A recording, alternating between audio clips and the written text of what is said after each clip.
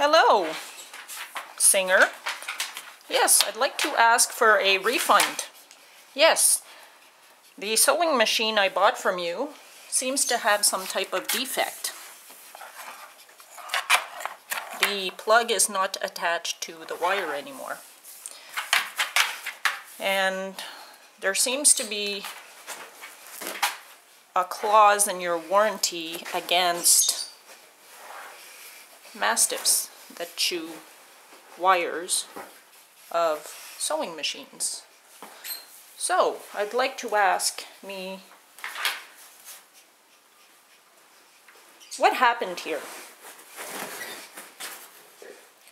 Who chewed the plug off my sewing machine? Violet! Violet! Violet! Ben? Is it you, my perfect little boy, that did this? How is Mama supposed to sew the cushions? Oh! Now, you want to shake? You gonna buy me another machine? Shame on you.